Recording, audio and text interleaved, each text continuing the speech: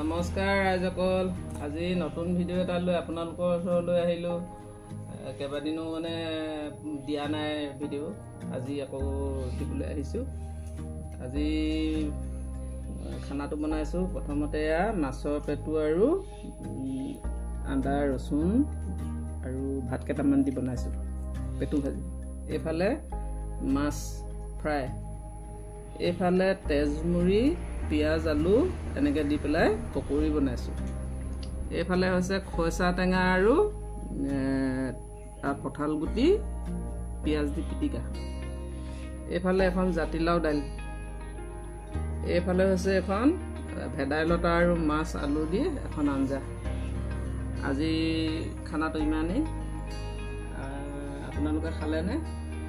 মই খাবলৈ লৈছোঁ আৰু ভিডিঅ'টো চাই কেনেকুৱা পায় কমেণ্ট কৰিব কমেণ্টত লিখিব আৰু মানে ভিডিঅ'টো চাই কমেণ্টত লিখিব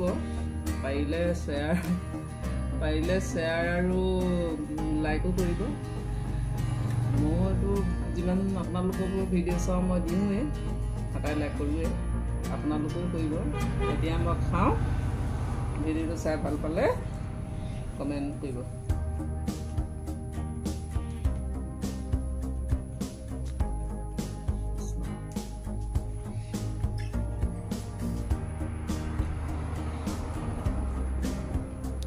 খৈচা টেঙা আৰু কঁঠাল গুটি আৰু পিটিকাকণটো ক'বই নালাগে একদম পুৰণা খাদ্য আগৰ পৰা আমি চলি থাকে কঁঠাল গুটি পিটিকা এইফালে তেজমুৰি গাবোৰ খুব বিষ হৈছে সেইটো কাৰণে তেজমুৰি মানে এনেকৈ পকৰি বনাই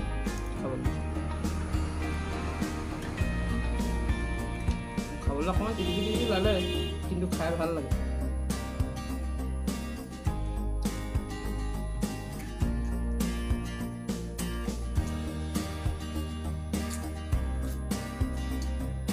ভেদাইলতা মাছৰ যিখন আঞ্জা মজাকৈ খাবলৈ আপোনালোকে নাখাব যদি বনাই খাব এদিন খালে আৰু দিনা খাম লাগিব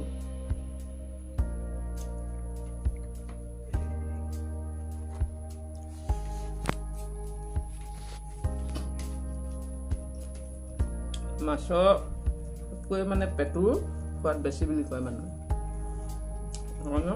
মাছৰ পেটু ভাজিখনটো আৰু মজাই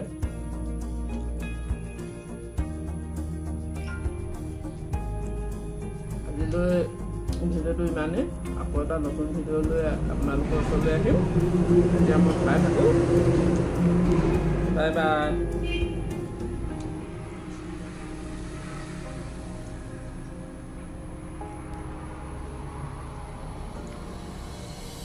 একদম মজা